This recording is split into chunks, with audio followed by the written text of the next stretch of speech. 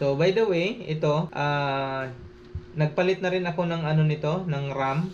So yung RAM na to, medyo ito na yung pinakamataas na RAM sa mga bagong PC build ngayon. Kasi meron siyang 32 gig and 32 gigahertz. So ganun siya ka lakas. So dalawa ito.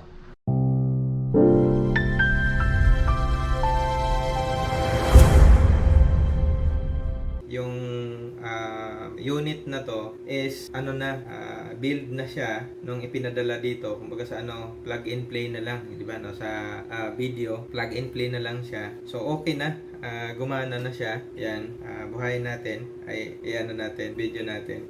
Ayan, so buhay na siya. Ito, mayroon na siyang mga laman actually. Then yung mismong CPU, yan, ito na siya. Yan, gumagana naman. Yan, pagka nagpalit ng ilaw sa RGB niya, pindutin lang yung change ng ilaw. Yan, 'di ba? So maganda. Kung sa ganda, maganda siya. Ngayon, ang gagawin pantay lang natin yung ilaw, ha. Yan, doon naman sa ayan, parang medyo maliwanag, o doon sa puti. Doon sa puti. Ayan. So now, itong ilaw na to, yan. Ang problem ko kasi dito, mga kalibis, kaya kailangan natin gawin for today's video.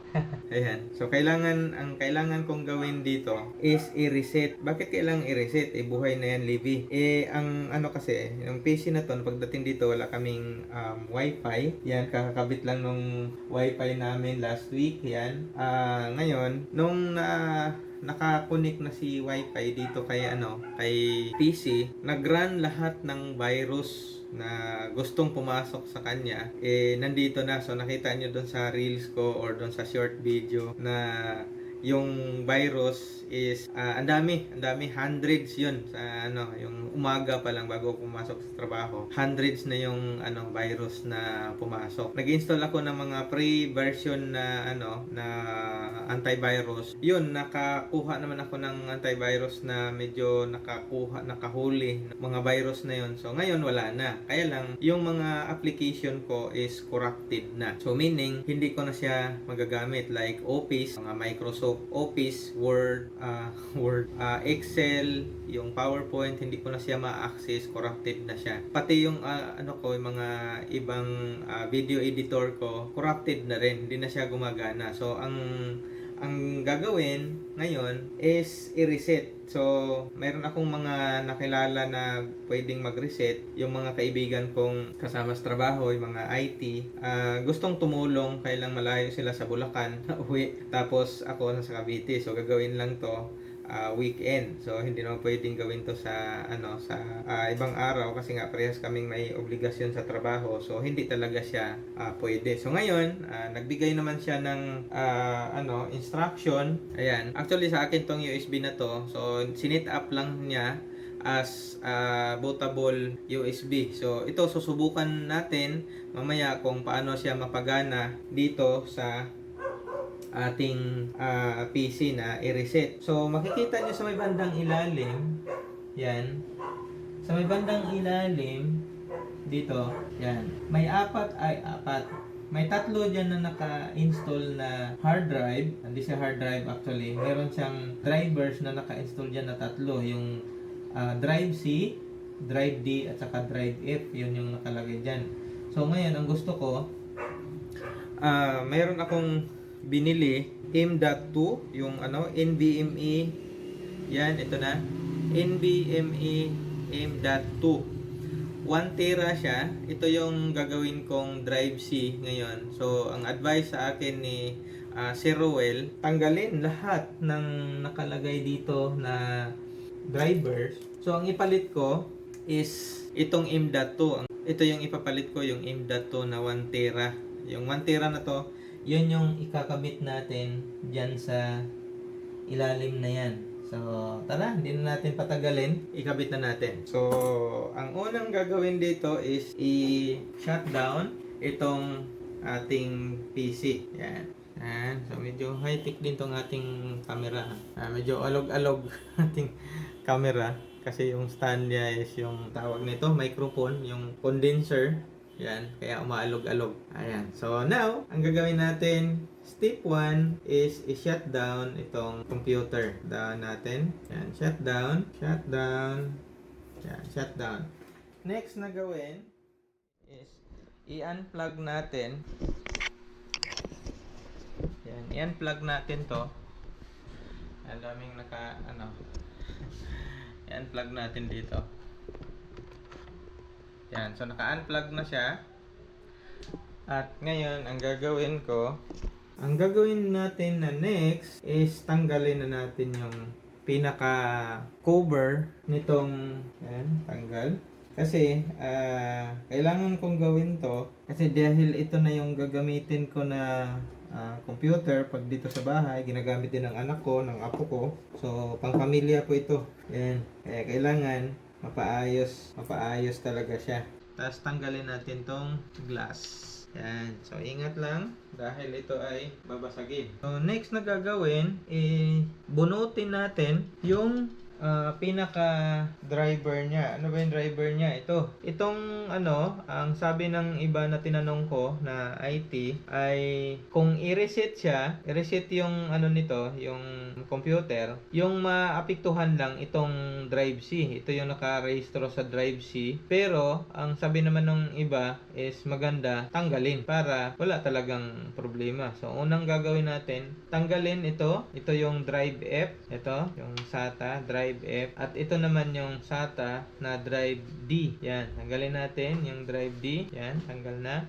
At itong drive C. Dito nakarehistro yung mga file na or yung pinakabuhay niya. So dito siya nakarehistro yung buhay nitong buong computer na to. Ayan. Dito siya nakarehistro sa isang storage na to. So ang gagawin natin, tanggalin natin tong storage na to. Yan. Tanggalin natin. So patay na yan. Wala nang buhay itong computer na to kasi nandito lahat ng niya, yung program. Nandito naka-program. Kasi ito 128 gig lang siya, so mababa, napupuno siya, ilang video lang yung ilagay ko, napuno na siya. So kailangan kong i-reset at saka hindi lang yun yung rason na yun kung bakit kailangan kong i-reset, kundi kailangan din maulit o yung ibang yung ibang mga application. So by the way, ito nagpalit na rin ako ng ng RAM. So, yung RAM na to, ito na yung pinakamataas na RAM sa mga bagong PC build ngayon. Kasi meron siyang 32 gig and 32 gigahertz. So, ganun siya kalakas. So, dalawa ito. Yung kasi yung minimum na nilalagay dito na RAM, isa lang, yung pinakita ko sa inyo dati yung unang video nito. Yung RAM na nilagay dito is yung minimum 8 gig at meron siyang 2666 na frequency. Mabagal, actually mabagal talaga siya, parang mabagal. Ngayon, nagpalit ako ng dalawang 32 gig na 32 gigahertz. So maximum ito 64 gig tong dalawa at 64 gigahertz megahertz. So ang nito, ang binabasa lang naman daw sabi yung 32 megahertz sa dalawa. So mas mabilis kasi dalawang 32. Yan. So sa gig naman is 64, binabasa siya ng system na 64 gig. Yan. So yun yung kagandahan dito. So now balik tayo dun sa topic kasi ang topic natin ngayon sa video na to is mag-reset nitong computer at maglagay ng SSD. Yan. So now ang next na step natin is ikakabit yung NVMe M.2. So, ito na siya. 1 terabyte po ito. Sana gagana ito. Kasi kung hindi, babalik natin to sa pinagbilhan. Ayan. NVMe M.2. 1 tera. Brand nito is Kingston. Yan. Then, ikabit na natin dito sa PC. So, paano ba siya ikabit? Dito lang. Ito, nakaharap siya kasi mayroon siyang gatla dito. Yung pinaka gap. Hindi ko alam kung anong mga term nun, pero yan na siya. Dito siya ikakabit. Hindi siya makita. Kailangan silipin. Yan, kailangan siyang silipin para maitanim. Saan ba yun? Yan. Pew! Ayan na. Nakapasok na siya. Ngayon, i-bend siya papunta rito sa may sa may lock niya, at yung lock yan, yung lock na yan is lang siya, di post, di ba? Yung iba kasi screw, yung ibang motherboard screw yung lock, pero ito ipin lang siya, yan, para magmukhang matibay. Yan, i-post ng bahagya hanggang mag-lock. So, nag-lock na siya mga kalibis, yan, hindi na siya maalog-alog. So, okay na siya. Ngayon, dahil nandyan na siya at tinanggal ko na rin yung drive C dito sa SATA na to. So, ang option ngayon, kung hindi ito mapagana, kasi duda ako nito, kasi sinaksak ko na to nung nakaraan dito, hindi ko siya makita dito sa disk management. So, ang option, kung hindi ito gagana ngayon, ang ikakabit ko is itong drive D. Yung drive D, yun yung ilagay ko dito sa unang slot ng SATA. Yun yung gagawin nating drive C. Kasi ito, 256 gig to. Medyo mataas. Taas to kung ikumpara dito sa 128. So, gilid mo na yung 128. Ito yung 256 at yung isa. 300 gig tong isa, 256 tong isa. Hindi ko alam bakit hindi siya parehas. Pero anyway, nakakabit na. Ang sunod nating sunod nating isaksak ay itong bootable USB para mabuhay yung ating Windows. Yan. So, ang sunod na gagawin is isaksak itong bootable na USB. Yan, dito natin sa taas siya isaksak. After natin maisaksak yung bootable USB dito sa slot ng computer, tapos nakalagay na rin po yung M.2 na SSD. Ngayon, ang sunod na gagawin is ipa-plug na natin yung PC kung mabuhay na nga ba siya. Yan. So, i-plug ko lang sa likod. Yan, naka-plug na siya. At nandito na rin po yung keyboard at yung mouse natin. So, now, ang next na gagawin dito is buhayin. Sana mag-boot po ito. Ito na po yung inaasam-asam ko na mapagana ng computer na to ng maayos. So, ang sabi ni Sir Ruel, shout out Sir Ruel. Ayan, kung napanood mo tong video na to, sana masundan ko yung instruction mo. So ngayon, buhay. Ayan. Yan, nabuhay siya. Yung PC nabuhay. At hindi ko alam kung mabuhay din ba yung system. So, kung makikita nyo, ito na, yung system.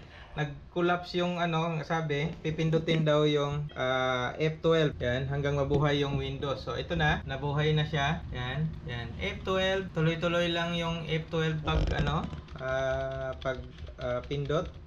At yun, nabuhay na siya. So, ngayon, ang kasunod ngayon nito, yan, hindi ko na maintindihan to, patay ako nito. Nabuhay na siya. So, base dun sa aking mga napanood sa tutorial, English United. So, ito na siya. Naka-English United naman. Ito na yung ininek ko na lang. So, first time ko to mga kalibis na gagawin. Kapag hindi talaga mag-boot ito, kailangan ko na ng tulong ng expert. Diba? So, sa ngayon, ako muna. Gagawin ko muna. So, install now. So, sana mabuhay talaga ito ng maayos. Ayun. So, nakalagay dito, active Windows. Saan ko ngayon hahanapin yung nito? Ano ba nakalagay dito? Dapat, okay. So, leave muna to. Kasi ito yung pag-start up ng Windows, yung license. Diba? Kung di ako nagkamali dito, ito yung license key na ilalagay dito. Pero, soon na lang po. Yan. So, next. Ay, grabe. Di na siya. I don't have product key. Okay. Don't have product key. And then, home 64. Yan.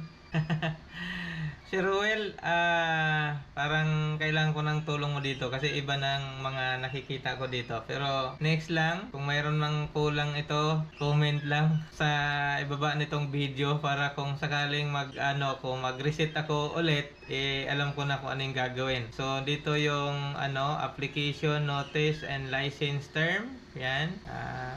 Hindi na ako magbabasa nito. Wala na akong time na basahin to. Microsoft privacy. So, accept lang. Then, next. Di nakalagay dito which type of installation do you want? So nakalagay dito sa ibabaw is upgrade, install Windows, and keep files. Kailangan natin ang tulong kung paano to and then ang pipiliin dito. Pero ang recommended dito mga kalibis, upgrade, install, hindi yung custom. So custom advanced ito, pero hindi ko alam kung alin dito yung pipiliin ko. Upgrade, install Windows, and keep file. So wala namang i-keep to na file, baka sa future. Install Windows only advanced. Ano bang nakalagay? Yan. Dito nga hindi alin dito ang isi-select sa dalawa. Nag-reset, nagpalit ako ng driver. Alin dyan sa dalawa? Yung upgrade and install or itong install Windows only. Walang files yan eh. Okay, dito na sa baba. So na-click ko na. So itong drivers ito na 931. So parang totoo na ito mga kalibis. Ibig sabihin yung SSD na nabili ko hindi siya sira. Akala ko dati sira, hindi siya gumagana eh. Okay, nakita naman pala dito. Okay, unallocated space 931 gig. Yan, ito na siya, nakikita. Yan. And then refresh load driver. Next. Okay, copying Windows files, getting files ready for installation. So, yan. Hantayin natin na matapos pag ng files. Pero, alam ko, ito, mga kalibis, bagong-bago yan. Wala pang kalaman-laman yan. Actually, hindi ko talaga na-access yan hindi ko na-access yan noong ginamit ko nung nakaraan. Sabi ko, parang sira yata ito. So, sabi, sit back and relax. Kailangan, mag-relax lang muna kasi medyo matagas, layo-layo pa. So, yan. Sabi nila, mas mabilis itong NVMe. Sabi dito, mayroon siyang 3,500 MB per seconds. Ito pala, kapag nag-transfer ng files mula sa isang NVMe papunta doon sa isang NVMe. So, kung parehas siya SSD, yung 3,500 per seconds yung bilis ng transfer. Yun mga kalibis, parang mabubuhay siya. Ayan. So, dahan-dahan na siyang nabubuhay. Dapat mabuhay talaga ito. Yun, nabuhay siya.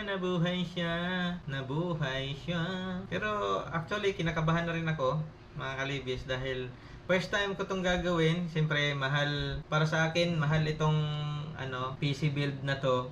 Hindi pwedeng masira naman agad na parang walang kwenta naman na pagkagawa. Kaya sikap lang na kakayanin. Malapit na. Nakalagay siya? Hi, hello. Hi there, I am Cortana and I'm here to help. So, ano ang gagawin dito? Naghantay na lang ba yan? Dito, Portugal, Puerto Rico, Philippines. Charge muna. I have product key. Decline. Okay. Kasi 360 nga to. Okay. Get 100 gig more cloud storage. Decline. Almost there. Ayun. So, buhay na siya. Mayroon siyang Microsoft. Yan. Nandito na siya. Hi, coach. Diba? Confirm and continue. Dito naman sa one, downloads, PC. Ito yung SSD na inilagay natin na M.2. Ito, sorry. Ito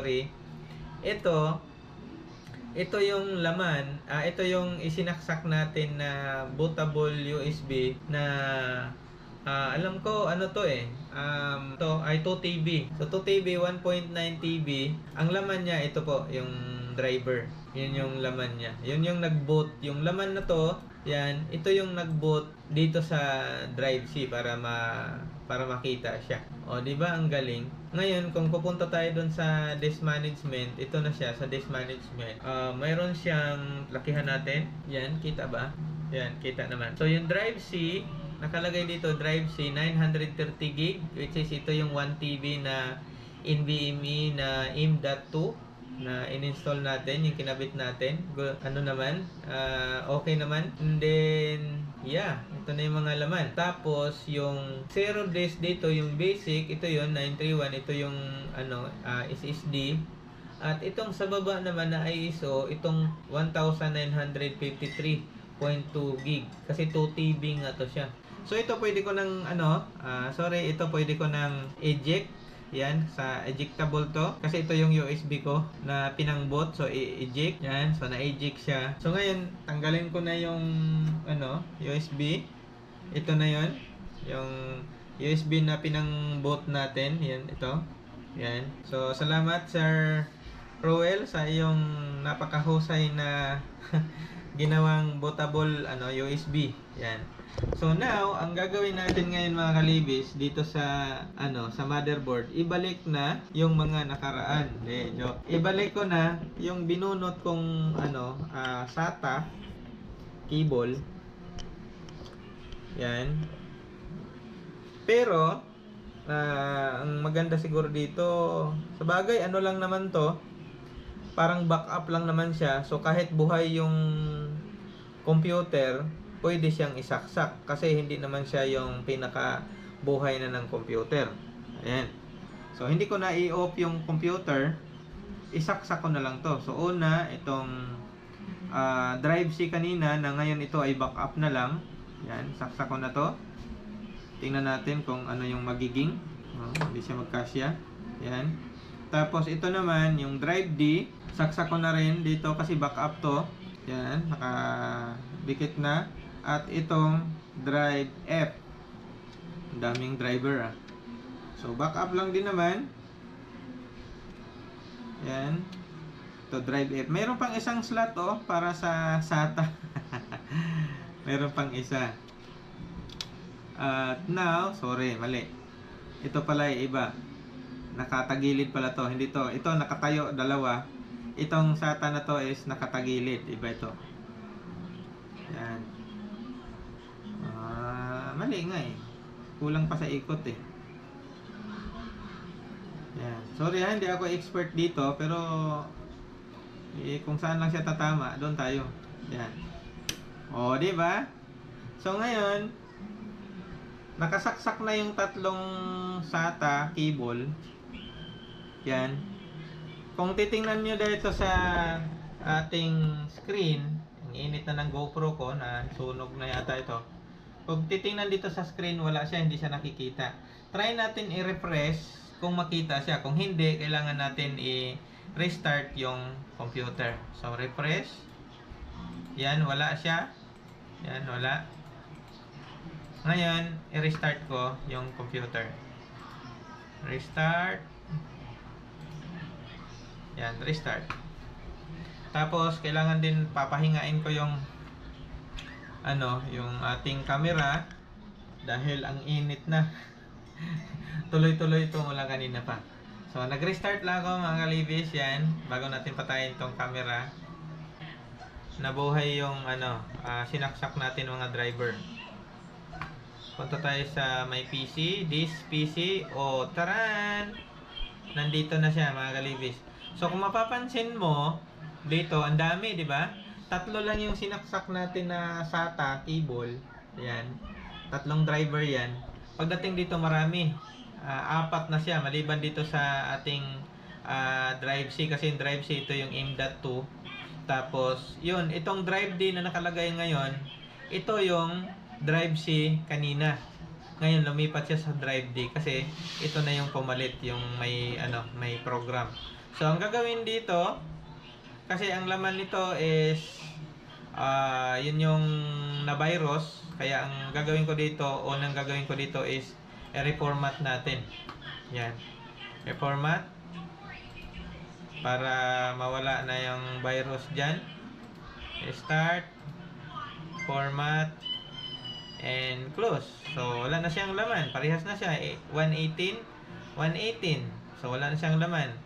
Ito, sadyang walang laman na talaga to kasi ang option, di ba sinabi ko kanina, ang option, kung hindi gagana si M.2, ito yung gagawin nating drive C. Pero gumana siya, so maraming salamat. At gumana. At ito, wala siyang laman. Ito naman, backup siya dito sa drive G. Di ko alam kung paano siya nagkaka-backup. Pero pag saksak ko, nagka-backup siya. Yan, meron siyang 49 MB. Di ko alam kung paano siya alisin. Pero sana wala na ito para isa na lang drive D, drive G, drive E at saka yung drive B. Ito na yung backup kong tatlo. Ito wala na siya, mahalo na yung load nito, mahalo na siya dito kasi walang laman to. Makikita mo mayroon siyang bar, pero pag i-click siya wala siyang laman. Kasi parang reflection lang siya dito sa totoo niya. Ito yung may laman. Yan. 'Di ba? So, yeah. So, successful mga kalibis yung ating ayan. Ayan. Successful po yung ating pag-reset.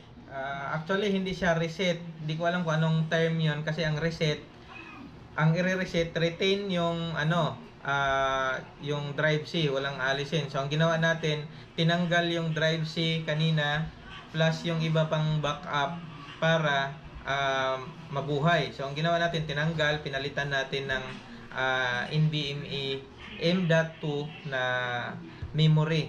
So, successful yung ating ngayon, yung ginawa natin ngayon. Di ko alam kung anong term nun, reset ba siya or replace, di ko alam. Pa-comment na lang kung sino nakakaalam. Basta, ang ginawa ko lang dito, tinanggal ko yung nakita nyo kanina, tinanggal kong mga backup at saka yung drive C, pinalitan natin. Yun lang. So, hanggang dito lang muna itong video na to mga kalibis. Maraming salamat sa pagpanood. Kung umabot man kayo dito sa segment na to, maraming salamat at maraming salamat din doon sa mga sumusuporta sa channel natin dito sa Kung Livy. Yan. So, maraming salamat po sa inyo and see you on my next video. Bye-bye.